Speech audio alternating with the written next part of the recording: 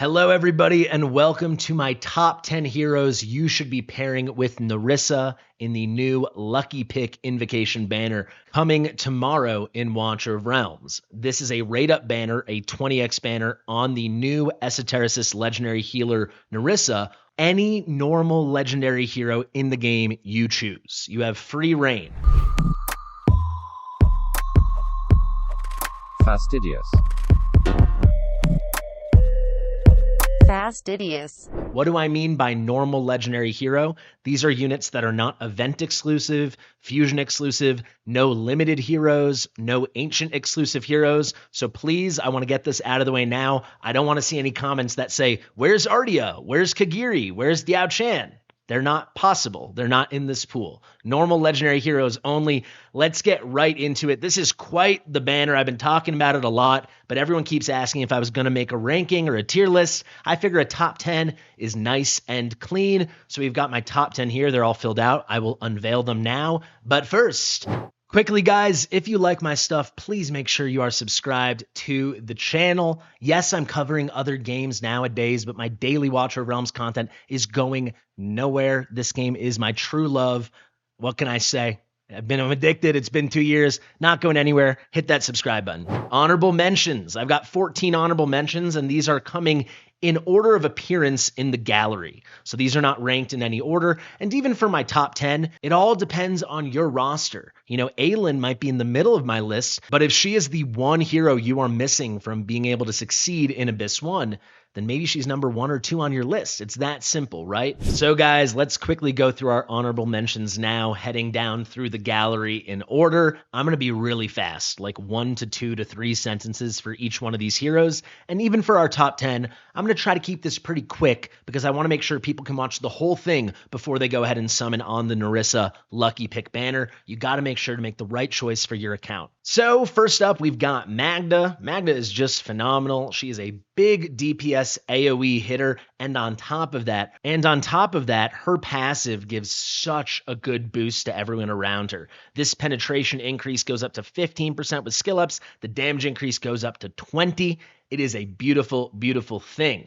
Next, we've got Lord Phineas. Lord Phineas hits pretty dang hard, but really, he's just such a key cog in so many meta Infernal teams.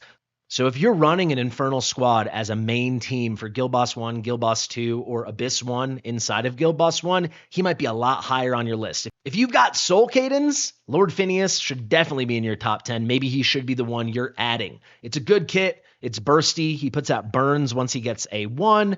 It's a very nice thing. There's a lot of cool stuff. Stuns for Guild Boss 2 for Semra. But the really key thing, if and when you get his exclusive artifact, he can put out damage reduction, which decreases the incoming damage, makes your whole team a lot better, your whole team a lot tankier. Let's move on now to our tanks. We've got 2, Malvira, and we've got Constance. Let's start with Malvira. She's an amazing tank. If you choose to build her as such, she's a very good DPS. She's the best HP-based DPS in the game. Not that there's very much competition at all, but the key reason you might want to seek out Malvira is she just does a million things in her kit. She has so much functionality. You should go check out my Malvira content. I've got a breakdown and I've got a full in-depth guide. She's just very versatile, and if we get content like all the content we're getting now with Beelzebub, where you need someone who can do 12 things, she's the tank version that can do 12 things. She's pretty freaking tremendous. Then we've got Constance. She would have been in my top 10 a few months ago, but now with Beelzebub and with Diao Chan, we've got a lot of inspiration options, but Constance still is the only melee inspiration hero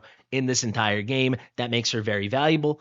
And she's the only inspiration hero from the Arbiters, so especially if you're progressing through this game and you run Praetus comps, Constance can be really, really good. Let's go on now to our marksman. We've got a lot here. We're going to kick it off with Nyx and then Vorn. Nyx, I'm going to keep it one sentence. Best AoE piercing damage in the game. If that's what you need, Nyx is a total queen.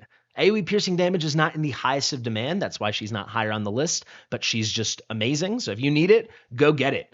Now we've got Vorn.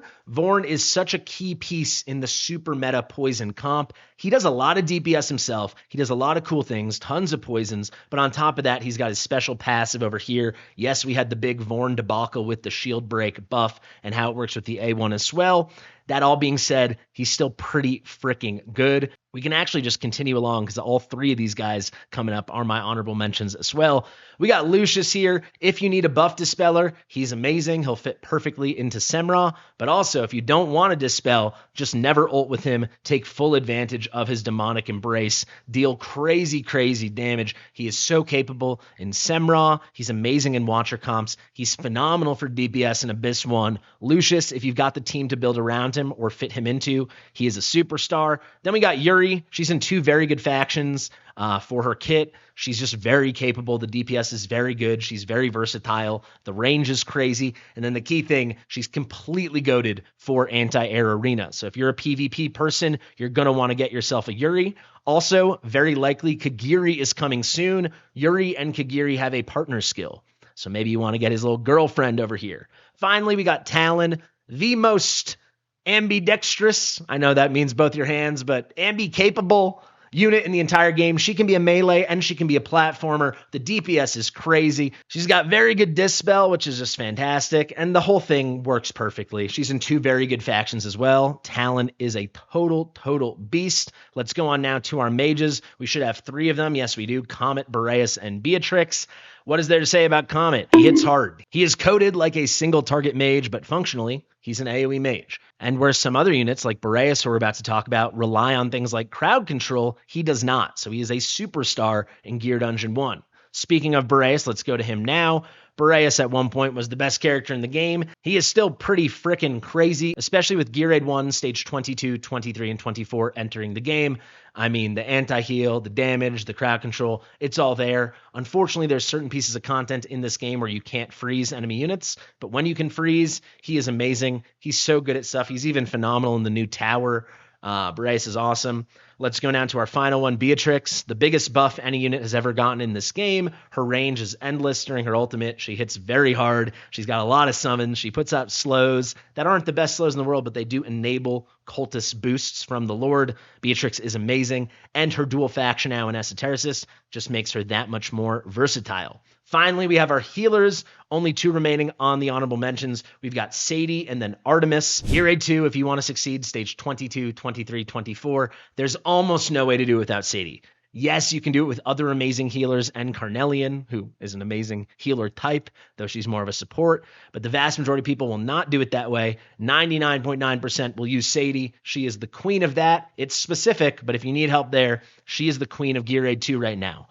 Finally, Artemis, they're trying to make anti-heal more necessary. We saw that more than ever in Gear Raid 1 with stages 22, 23, and 24. He is the best anti-healer in the game, so if you need it, very good. If you get him A1, he does not become very stat hungry because he deals damage only during his ultimate, and he gets 50% crit rate during that, so he's easy to build. He can hit fairly hard. It's pretty solid for a healer. And then he does heals. He does anti-heals. He does a lot of good stuff. Phenomenal. Let's go to the main list. Let's go all the way up. Let's unveil our number 10. Again, guys, the order is all relative to your specific account. And I want to say one other thing. Just because there may be a hero you want to pick that wasn't one of my 14 honorable mentions and isn't in my top 10, that doesn't mean you shouldn't pick them. If you need Kai or Allura or something for Gear Raid 3, 22 and higher, by all means. If you need Valeria for Gear Dungeon 2, by all means. These are just my rankings. I'm just trying to help you guys out.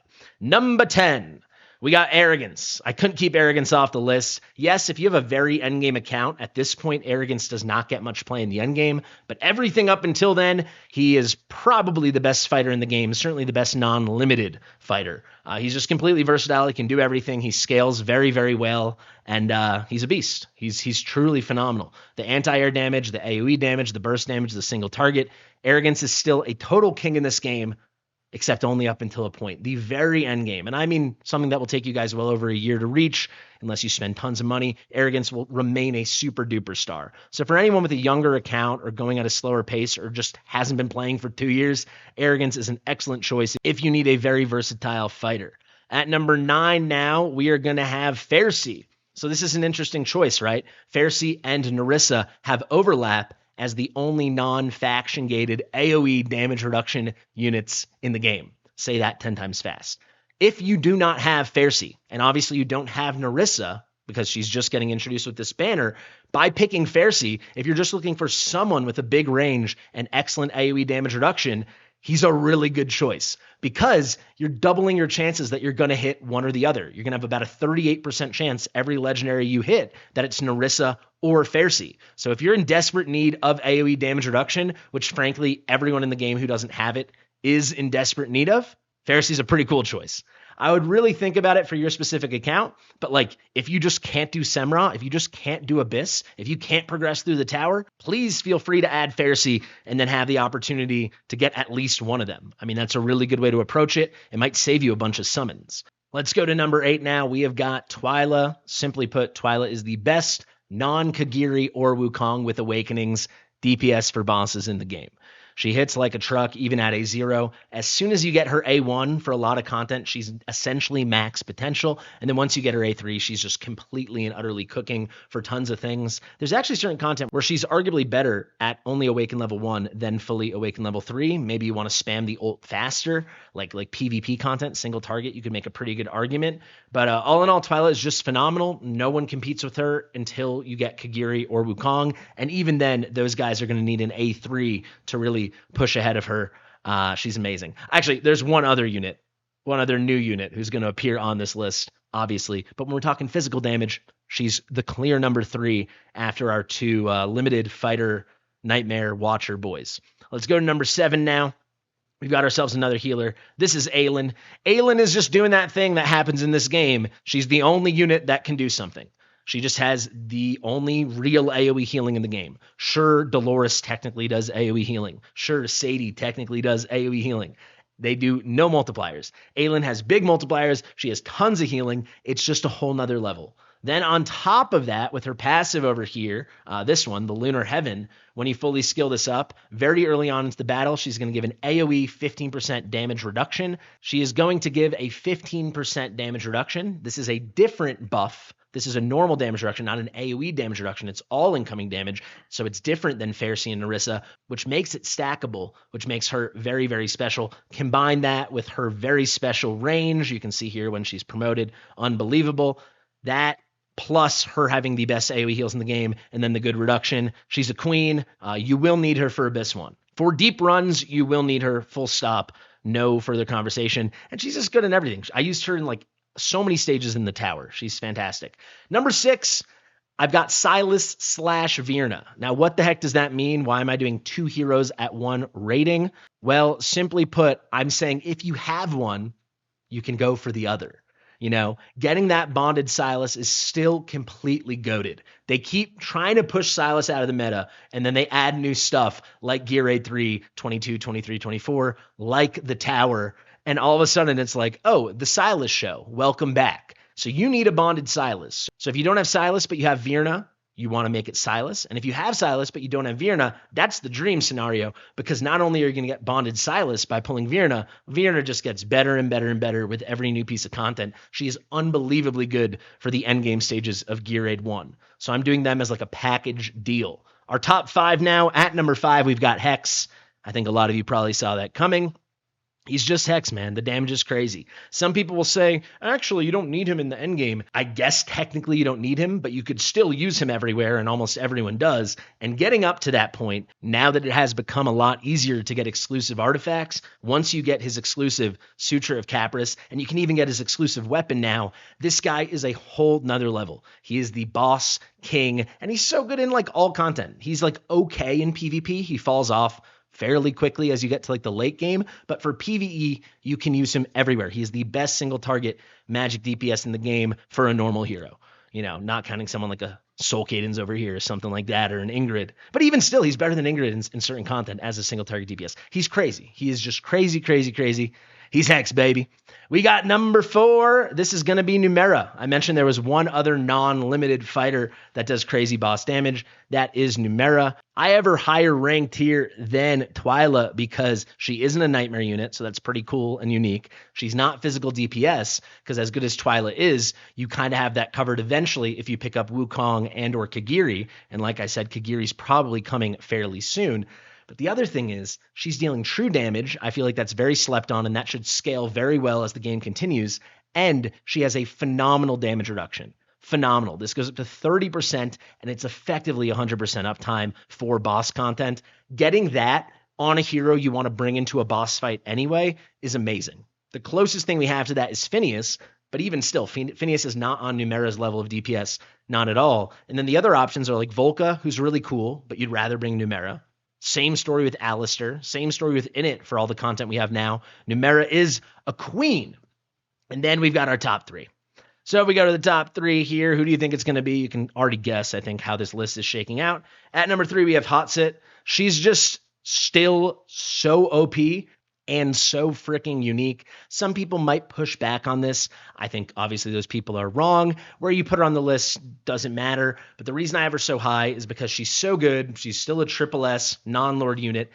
And if you don't have her, she's kind of who you want to be on this banner. You know, it's just like these are the only opportunities you really have to pull her. Sure, they even the rates, but it just feels like she's rare as heck. She's so special. No one can do what she does with the bouncing damage, with the very unique range here on her, not an AoE, but actually obviously an AoE mini burst. The scaling is crazy. She's completely and utterly phenomenal. She is the only Nightmare Marksman in the game besides Yuri. She's such a queen. I mean, she enables so many specific things. We see it more and more and more. In GVG, certain comps do not work without her. The Tower, she was the key to a lot of things. Gear Raid 3, she can still be a total queen, especially as you progress.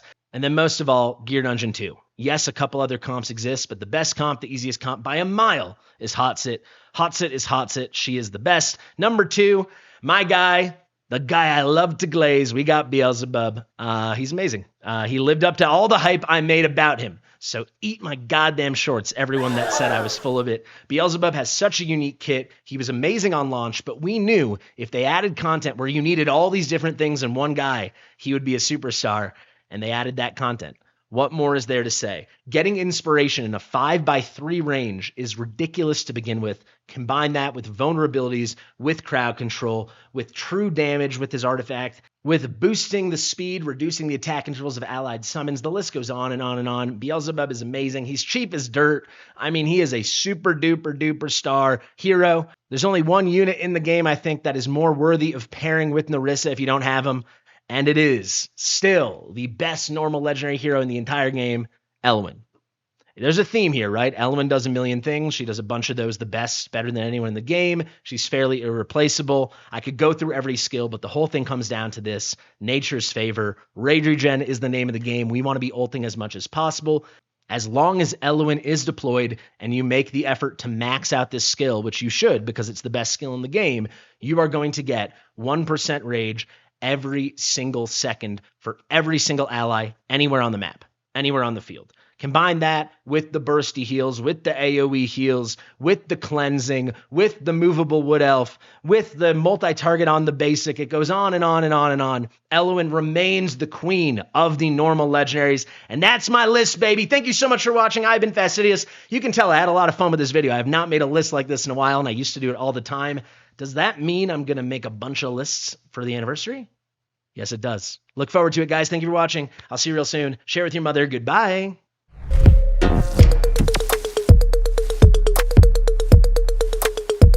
Fastidious.